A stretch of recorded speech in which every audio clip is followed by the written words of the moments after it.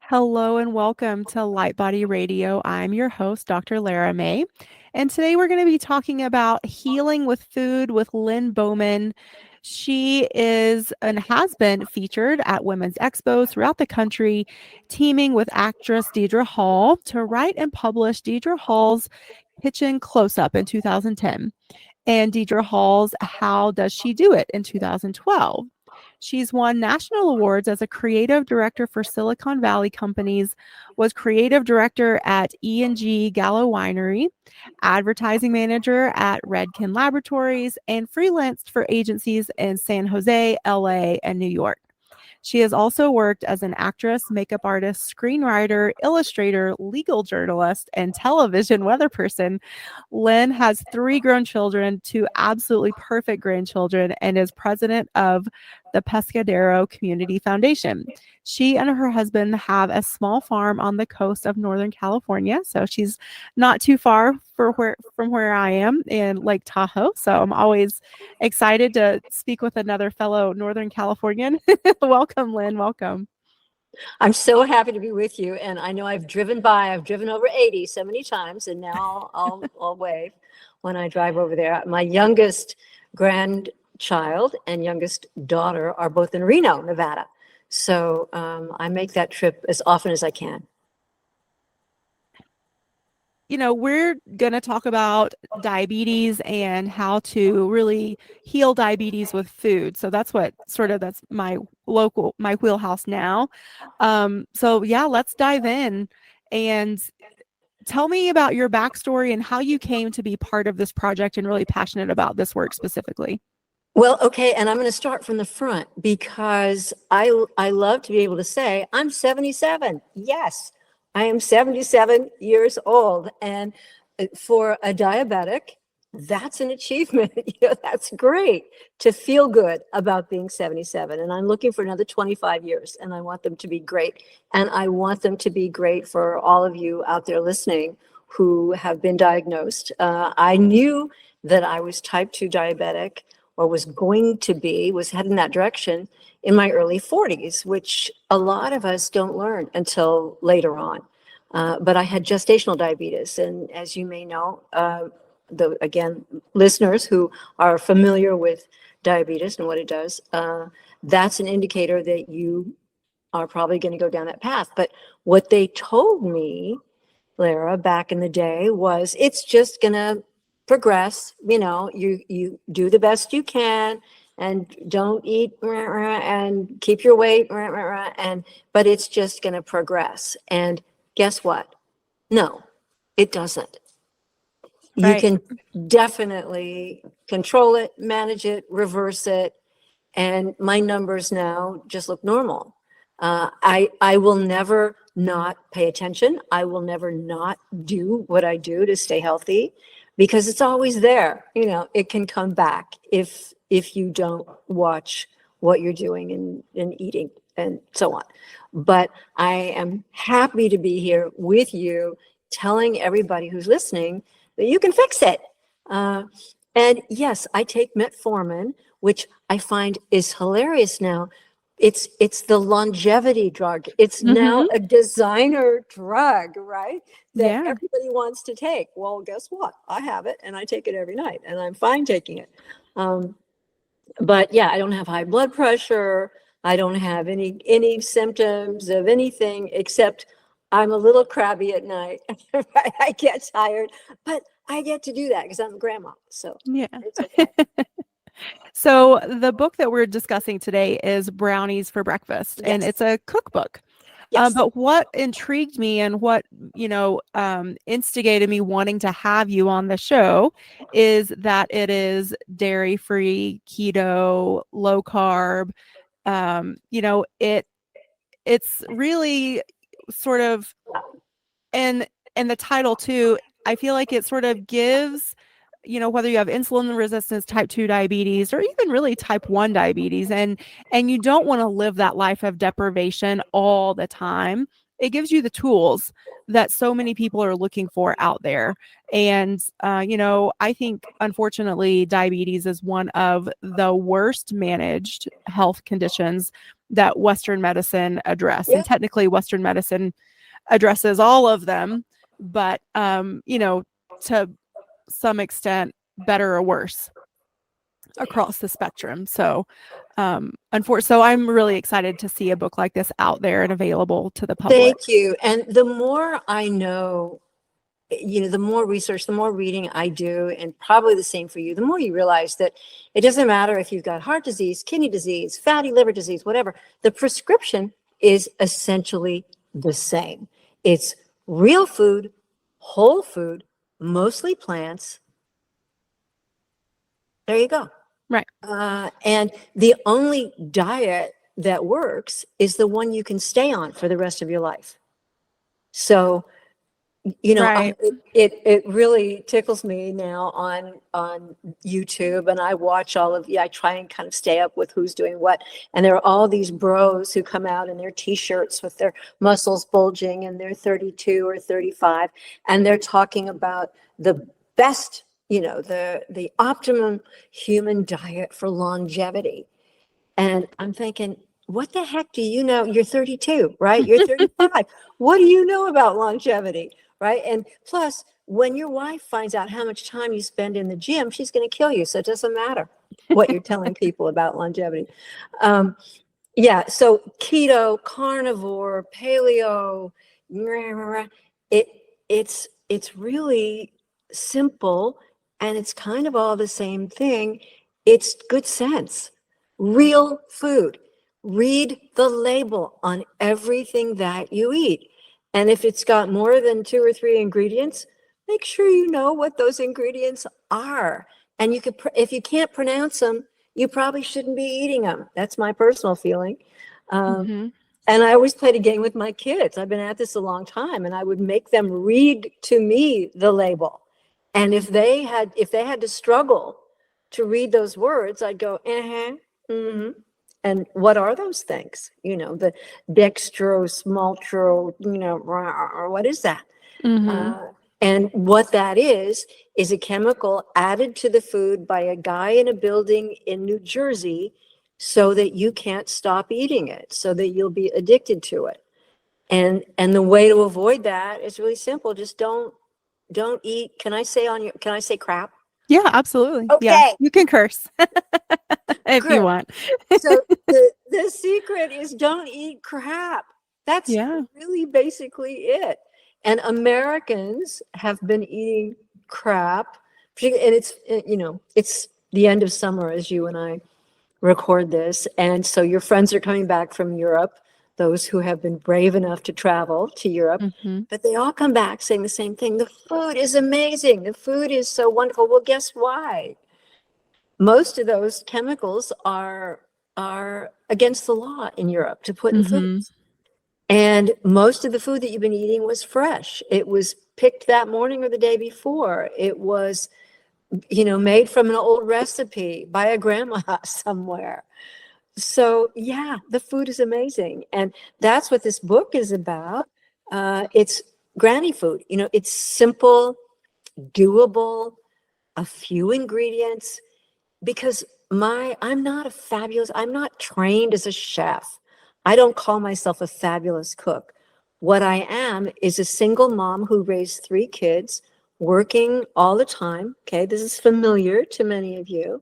Mm-hmm. And so my skill set is how I get a meal on the table in 15 minutes. That's healthy, delicious, looks good, tastes good, boom. That's the whole deal right there. Yeah, absolutely. And for sure, I mean, like, so many of us have such busy lives, and there's of course the busy professional working woman, like you said, providing for her children and family, and or maybe it's just, maybe even if you're single, because I feel like a lot of people too, they're just like, well, it's just me, why would I cook when it's just me? And I talk a lot about not eating alone. I would like everybody to think of, this is not news. There is a loneliness epidemic, and loneliness has been implicated in more deaths than anything in this country. It is a medical problem. And one of the ways that you can solve it is to try and find some way to not eat always by yourself. And that can be the lady down the hall who, you know, you take her something, you knock on the door, Mrs. Johnson, I made some soup. Would you like some?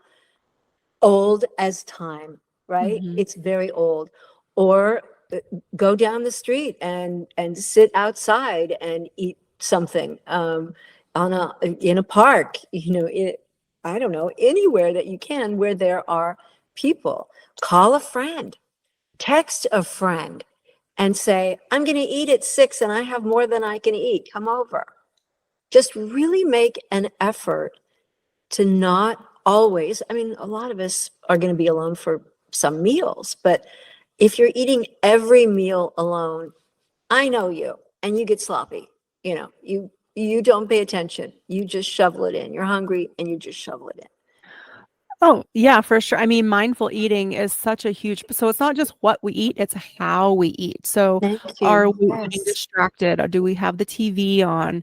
Yes. You know, are we eating standing up? I am actually guilty of this today. My husband and I are in the middle of our laundry room remodel, and I was like, I have to eat real quick before we get this project started. And you know, and I'm like, I know this is bad for me, but you know, so I know if even I'd been in the room, I would have hollered at you. Sit down.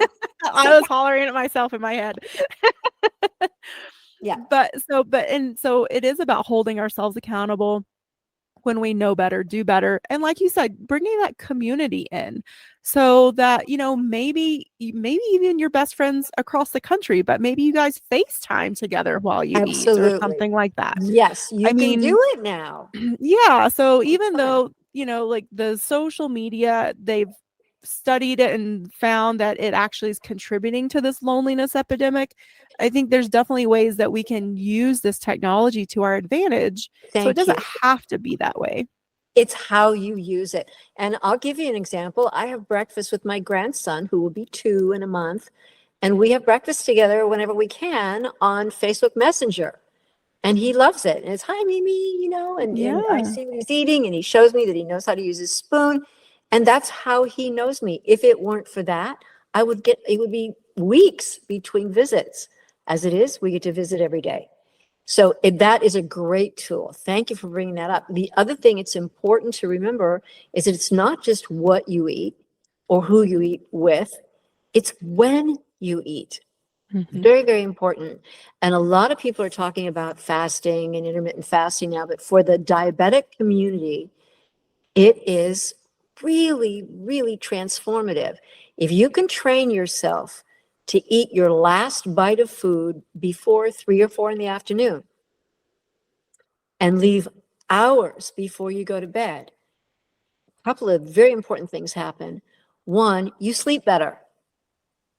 2, you initiate autophagy, which I don't know if you've talked about it on your show yet, but it's a vital process. Oh, hello.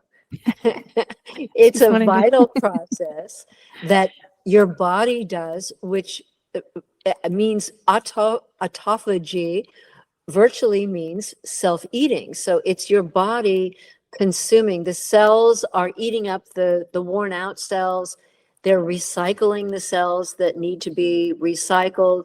They're doing all this essential cleaning, house cleaning work that they can only do when you stop shoveling food in. So it's that pizza that you have in front of Jimmy Kimmel at night that's doing the damage.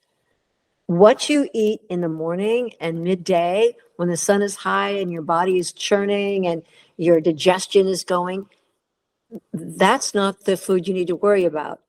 It's the food that you eat late that you need to worry about. And your sleep, your deep sleep, and you know this, you don't heal except in deepest sleep. That's the only time your body is able to really heal. Mm-hmm. So it's the combination of sleep and food and company that are the magic. Yes, unfortunately, still, you know, on the traditional Western medicine allopathic side of things, they're still beating this drum of eat every 3 to 4 hours to make No, sure that you don't go too low, blah, blah, blah. And it's like, if you're bottoming out within 3 to 4 hours, then your medication, like I would assume that you're on medication, and that medication actually needs to be tweaked and dialed in Right. and optimized a little bit better. We And we should were all, always yeah. told, yes, eat continually, small meals, and it's out there still today. People are still saying that. And it took me a while to get comfortable with a little bit of hunger, Mm-hmm. because I always kind of read hunger as a signal that, oh, something's wrong. You know, my blood sugar's low, this, that. No, it's just your body's going, okay, good. You're emptying out. That's good. That's fine.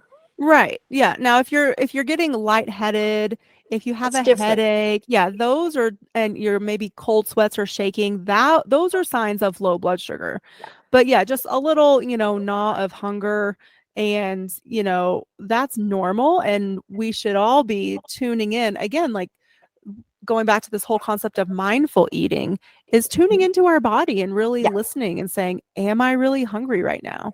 Maybe I'm dehydrated and I just need some water. I Yes. tell a lot of my patients, Yes. if that first sign, that first little feeling of hunger, have a big glass of water and then revisit in like 15 to 20 minutes. If you're still hungry, then sure, eat something, have Another a, thing that happens is we're bored, and it reads mm-hmm. as hunger. Oh, Your body's going, absolutely. well, why don't you eat something? No, do something, right? Right. Distract yourself and do something. And an hour goes by, and all of a sudden you go, oh, yeah, okay, I'm good. Yeah. Yeah, because it's that dopamine. Your body is looking for that dopamine hit. So it's really interesting too when we get down into like the nitty gritty of the neurotransmitters and our hunger signals and all that stuff, and which might be a little bit too deep for for some out there, but just understanding that hunger is, yes, it's blood sugar operating. It's, like, is your stomach empty? But it's also neurotransmitter and hormonally driven as well. So Yeah. cortisol, like if you're running on stress mode and your cortisol is elevated, that can send you false signals of hunger as well. Right. And if you're eating well at breakfast, and there's a lot of talk out there now about 1 meal a day or 2 meals a day.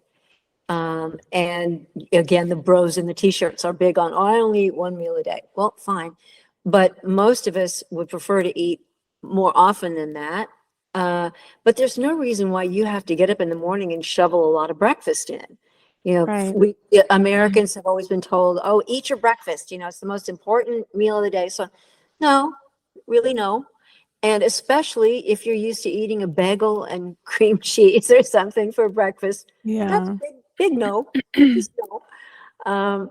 So in my case, I have the luxury of not having to run off most days at 7 or 8 o'clock in the morning to go to work. So I will eat for the first time very often at 10 or 11 in the morning, and I will eat. My advice to everybody, and I do it myself, is I try and eat something leafy at every meal. So my breakfast usually includes something leafy, some chopped cabbage, something like that. Mm-hmm. And that's one of the habits that I talk about in my book that is new to some people. If you're recently diagnosed and you're changing the way you're eating, I don't want you deprived. I want you to love your food. But what I talk about is more color, more texture, more variety, which means a little more work. Somebody's going to have to think about it ahead and buy this stuff. Somebody's going to have to actually go in the kitchen and chop something, a little bit of something, but it's not complicated. It just means you need to think about it. You can no Right. longer just open a package and shovel it in, or go Yeah. down the street or have DoorDash show up with it. You have to think about it. You have to be conscious of what you're eating and know that it is nutritious. And another way to think about that is every bite that goes in your body, you want to be nourishing you. Every single bite. So that doesn't mean going hungry or not eating enough, or it just means eat the best food, just the way you would feel about your Labrador retriever, right? You want little Fluffy to have the very best fuel, the very best food in his little body. Well, can we just think of ourselves with as much care? and make sure that when we put something in, it's going to nourish us. It's not that Right. hard. Yeah, I think just even this concept of habit changing when we are looking at, okay, we're staring down the long road of what could be, type 2 diabetes and all of the things that that entails.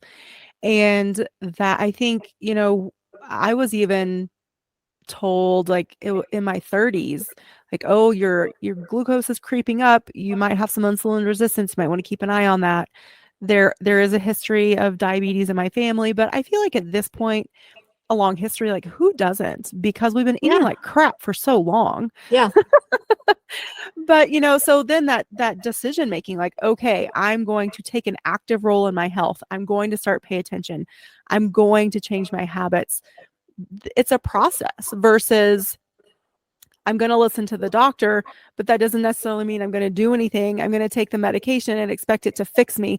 Like these are two completely opposite approaches to the same problem. So are we going to, take an active role, empower ourselves, look at those habits honestly without self-judgment or beating up on yourself, love and compassion all the way. And, start small. What can you like fit in this week? Is it meal prepping? Maybe it's, actually going out instead of making your own salad. Maybe it's buying a salad kit, but making sure that, it doesn't have croutons and all the, the different things, it like just little steps here and there along the way. I highly recommend Trader Joe's for having grab and go bags of salad with no cruddy dressing in it. Mm-hmm. There in my book, one really popular recipe is 2 ingredients, and I highly recommend it. And it's a tahini dressing that you make with, guess what? Tahini, which, as you know, excellent food. It's protein, it's seeds, it's all the things that you need.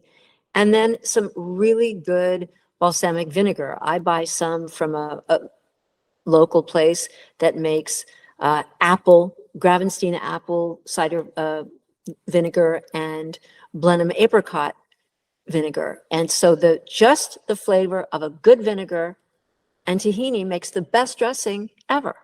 That's all Yeah. you need to do. Yeah. That's it. Well, and so part of this process too, I think people need to understand is that your taste buds, when you're eating the processed food, when you're eating the things with all the extra added sugar, fake sugar, high fructose corn syrup, maltodextrin, all of the quote unquote bad things, they're bad. They're not good for us. Let's just be honest.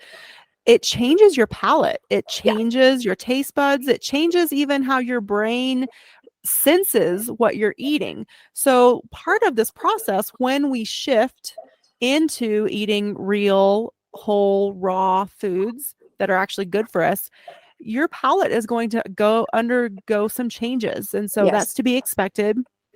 At first, you might have to work a little harder. I hate using that word work and hard together, but to make the food palatable for you, but it's just a transition, in terms of resensitizing your palate to all the different areas of taste, the bitter, the sour. Obviously, the sweet will, readjust itself when it's less stimulated all the time with over sweetness. So I think that's something to keep in mind too, is adding in those astringent flavors really actually helps to start shifting things, and that'll affect your cravings too. Once you resensitize your palate, your cravings for the sweet stuff will actually decrease. And yeah. Absolutely. Your saliva changes chemically, and you'll be different. And another thing that I'm fond of saying is, of course, that sugar is addictive. And I don't know that everyone understands that we don't mean addictive in a metaphorical way. We mean it is addictive. And it's more addictive in the lab than heroin. Mm-hmm. And so if I said to you, well, I'm addicted to heroin, but I'm going to cut back, what would you say to me? You'd say, girl, ditch it, drop it like a hot rock, be done, Mm-hmm. done. Just stop. Mm-hmm. And that's my response to people saying, well, I'm not eating as much sugar as I used to. Stop. If you only do one thing for your health. That's the thing I recommend today. Make that decision, because if you are really honest with yourself and you look up what that sugar is doing to your body, whether you're diabetic or not, wouldn't you tell your child? I mean, is this how you want to feed your family? Is this how you want to feed yourself? And a thing I am asked about often is sugar substitutes. I'm a believer in a good sugar substitute. And one of the ones that I want to mention today, if you don't know about it, listeners, is allulose. It's a natural product. It tastes great. It's got one ingredient in it. That ingredient is allulose. And it works great in the baked goods. It's not quite as sweet as sugar. You use maybe a little more sometimes to get as much sweetness, but it's a brilliant sugar substitute. So don't tell me that you can't quit sugar because you can't find a way to replace it that's healthy. You can. There's also chicory root. There's also, which is inulin. There's also, I don't know, there are a number of, I'm not big on xylitol, and erythritol has some problems for some people for digestive issues. But if you haven't tried it, get some allulose right now and see if that doesn't do the job for you. And it's also important that your food is beautiful. I'm just opening up pages of the book here. You know, some of the things that you will just cut up that you don't do a thing to, you'll find yourself going, wow, this is really pretty, right? It's really delicious looking. Here's stewed apricots. One of my favorite things in the whole world. So simple and so absolutely delicious. People ask me if I am vegan, and I have been. I spent a year as a vegan after I went to a conference about it, and it was fascinating. And my numbers reflected that. My numbers looked fabulous after that year. They really, really bounced down to no more diabetes. So I interpreted that as, okay, I can take that forward. I do eat some meat carefully. I source my meat very carefully. It's local, it's grass-fed, it's, not factory farmed. I have neighbors who grow beef and lamb and things, and so I get local stuff. Eggs, same thing. The eggs are very nutritious. They're local. No chicken is harmed in the laying of the eggs that I eat. So I do eat those things, but in moderation. Duh. Right. Yes, because there are some essential vitamins that only come from animal products. But I, remind my clients too that specifically milk, has so much sugar. And so excuse me, ew. Yeah, gross.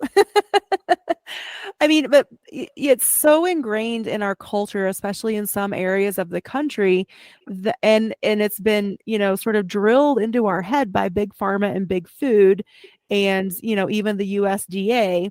Yeah. That, you have to have milk for certain vitamins and minerals, and that's just not true. There's more calcium, zinc, magnesium in spinach than there is, a glass of milk. Or broccoli or whatever, yeah. Yeah, and, the hormones that most of the milk that you're buying out there, those cows are not healthy. You're drinking that inflammation too. You're drinking those chemicals, you're drinking those antibiotics. Yeah. And on top of all the sugar that is in that milk. So I'm dairy free personally. Also, I have a casein allergy, unfortunately. But it took me forever to even figure that out. I was in my 30s before I realized that the milk was causing my chronic sinus infections and so many more inflammation issues that were going on in my body. When I eliminated dairy, so many things cleared up. And that's what I tell people too. First thing, if you're having an issue, get the dairy out right now. Of course, take the sugar out right now. And a startling number of people are at that point, oh, I'm good. This fine. All of my stomach issues gone. I'm okay. Milk is the big one for sure. And now, and the last few years have brought this wonderful bunch of new cheese-like cashew cheeses. And then the other thing that people need to know is that if it's goat's milk or sheep's milk, it's not the same protein Exactly. as cow's milk. So can you eat sheep's milk, goat's milk, or I can, yes. okay? And so yeah, I would even tell people too, like the kefir products. So because Yes, you know, fermented foods are so good for us. So yes, yeah, a sheep or a goat's milk kefir product too can be really good excellent. for that microflora. Which brings us to some swell things like kimchi that no one was talking about unless you were Korean 4 or 5 years ago. And all of a sudden, people have discovered how colorful, how delicious, how versatile kimchi is. If you haven't tried it, try it. And a wonderful combination would be a great kind of bread. And we'll talk about that in a minute. What makes good bread? And goat's milk cheese and kimchi in a grilled sandwich. Fabulous. So good. Or just put really good dill pickles and goat's milk cheese on good bread and grill it. Who doesn't love that? Yeah. It's yummy. And it's not that different than what you've been eating. It's just better. Yeah. So let's talk about that bread what does make a good quote unquote bread? Yes. And I've got my book open to pancakes, pumpkin pancakes recipe in here. Delicious, not a thing wrong with them. So easy that your kids can make them. And oh, there's recipes in here also for sugar-free donuts. Hello, who doesn't love that, right? And you bake them. So Yeah. you can do this. The only thing different will be you'll have to buy that the donut baking pan. Okay, here's what I call bread. This is sourdough walnut bread from, there are two bakeries locally that make this. One is Acme up in the city, and one is Companion Bake Shop in Santa Cruz. And they use local einkorn wheat, which is old-timey wheat like your grandma ate. And they grind it themselves, and it's sourdough, it's fermented, and it has nothing in it but wheat, the right kind of wheat, and walnuts, and water, and maybe salt, and the sourdough starter. That's it. And it is beyond delicious. It is the most wonderful bread. It's just, if you're used to fluffy white bread without much taste, the first time you eat this bread, you'll go, wow, because it really has flavor and texture. And you know you've eaten something. So one or two pieces of this with something good next to it or inside of it, and you've had a meal and you know you've eaten. And that's, I know you've talked probably about that in the past too. The more you're nourishing yourself, the less hungry you will be after you eat. You don't need to eat in 2 hours because you've eaten. You're good. Right. Yes, and one of the things I also go through with almost all my patients is really evaluating their macros, meaning how much protein, how much fat, and how much carbs are we actually eating. Of course, you know, insulin resistance and type 2 diabetes, we really want to cut down on the amount of carbs as much as possible. But we also don't want to overdo the protein. Yeah, and there's also this concept of empty carbs, meaning like carbs that have no nutritional value whatsoever, versus the sourdough that you were just speaking about.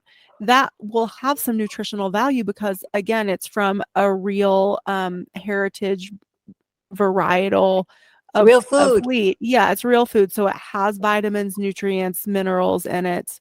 And then of course, you know, whatever you add to that bread. So if you're adding avocado, or maybe you're adding some ghee or butter or peanut butter, almond butter, cashew butter, any of those things, anytime you add a protein and a fat to that carb, it lessens that spike that you get. So you get, you know, you'll still get a rise, but it won't be the spike and then the crash. It'll be a much more even response. And the fiber.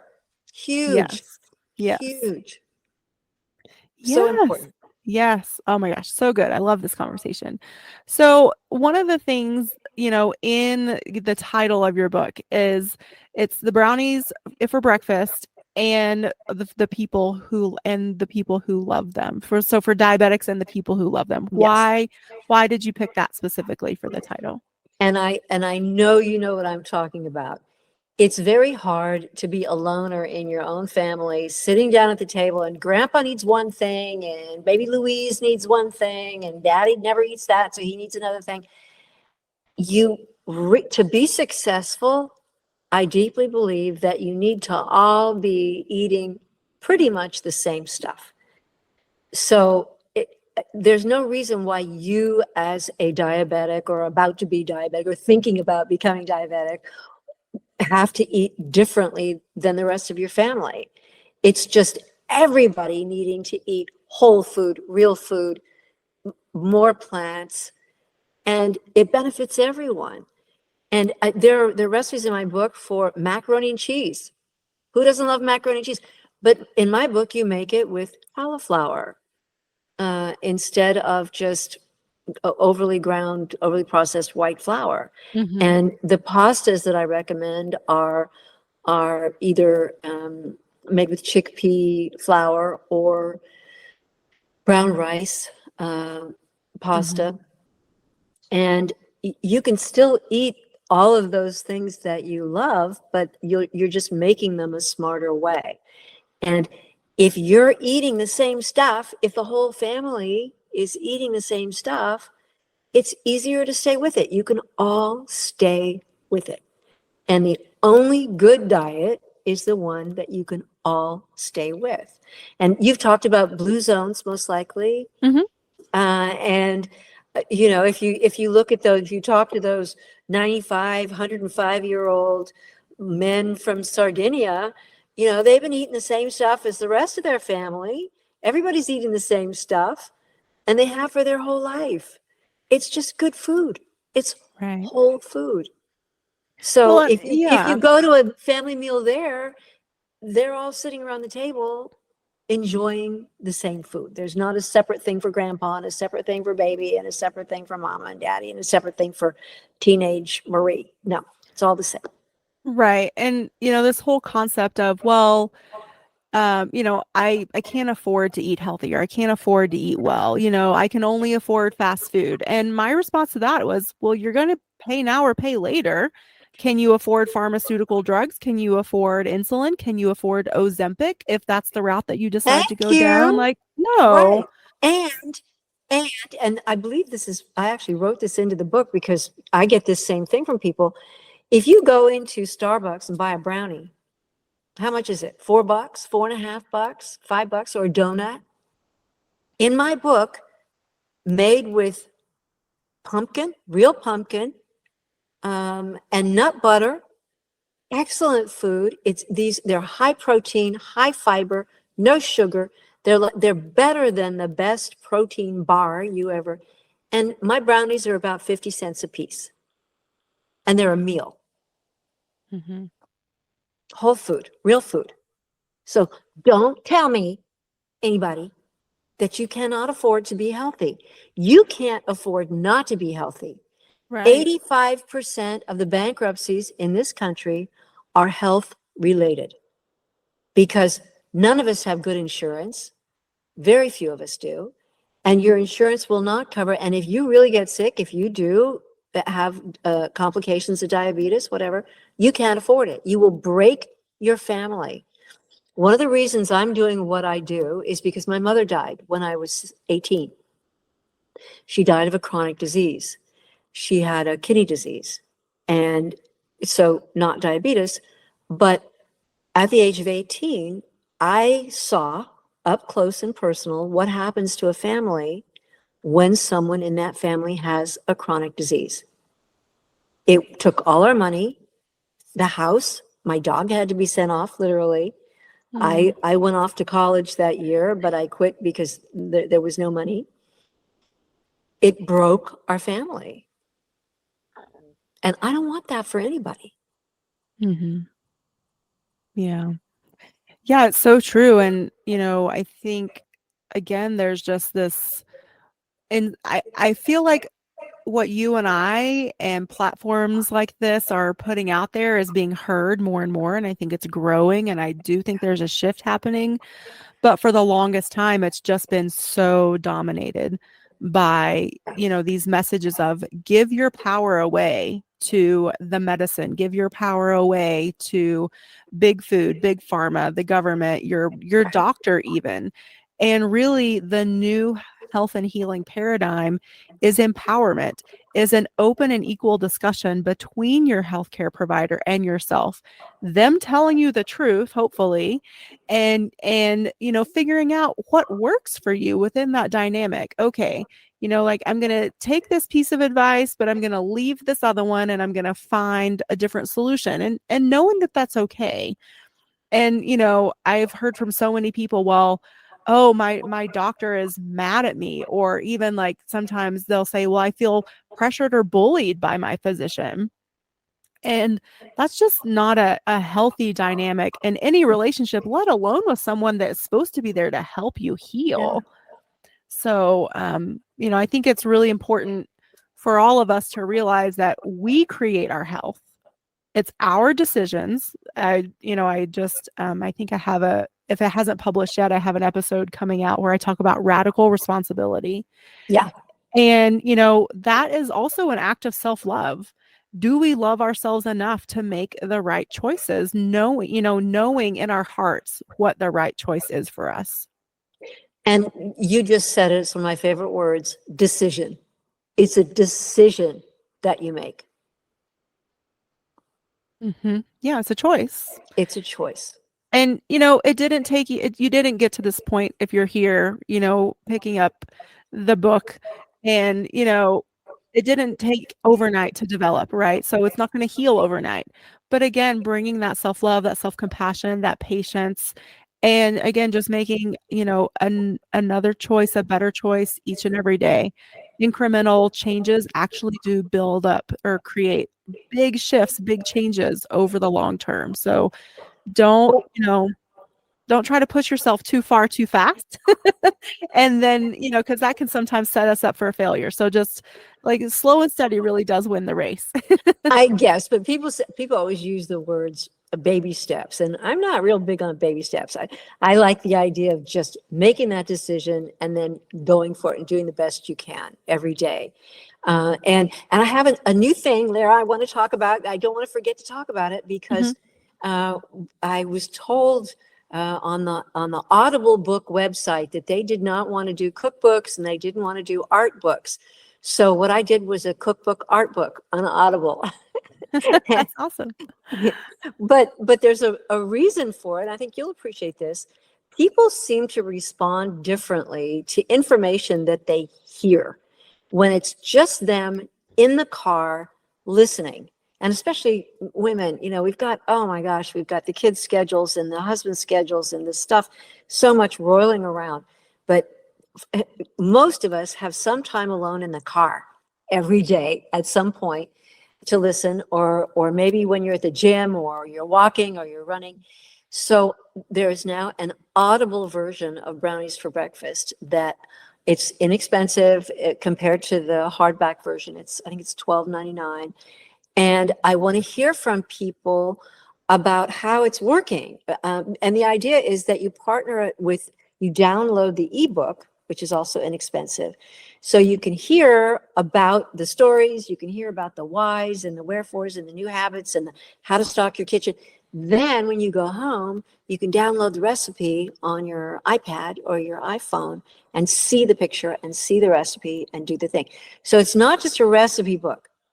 It's a here's how you do it book. Good. And So good. and there's more to it than just recipes. And we all know that. But I'd love to hear from people. Please, if you're able to try it, get in touch with me on my website, lynnebowman.com. It's LYNNEBOWMAN.com. And ask me a question. Tell me what you think. Sign up. I'll send you additional recipes. And not often, because I hate it when people just fill my inbox up with stuff, but I promise you, you'll enjoy these recipes. There's one I just put out for orange snack cake that you make with a whole orange, including the peel. You just chop that thing up a little bit and throw it in the blender with the batter. And it is so good. I mean, orange snack cake, that's not punishment, right? Right. But it's good food if you make it with good ingredients. Yes. Well, thank you so much for your time and your expertise. I'm so happy that you came to this project and did this book and that it's on Audible. I am definitely an Audible consumer myself. Good. So, everybody head over to, Amazon, whether you get the Kindle or the physical book, and then Audible, of course, is available. LynneBowman.com, LYNNE. And all of these links will also be available on the show notes page, which lives at drlaramay.com/podcast. So thank you, Lynne. I appreciate you and I appreciate your time. Is there anything else before we finish up today? Thank you, Dr. Lara. Oh, we could go on and on, I think. We could. We're food geeks, right? Yeah. And we love the idea that we can help heal people by just teaching them how to make a better brownie. I mean, that's good, right? Yeah, absolutely. Who doesn't love that? Who doesn't love that? Yes. So everyone out there, know that there are resources for you. There is help. There is a way through to reversal, really. If that's what you want for yourself, you can definitely create that in your life. And this is, I think, a great tool to add to your repertoire, your toolbox, however you'd like to say it. So again, Lynne, thank you so much. It has been a real pleasure. Thank you, Dr. Lara.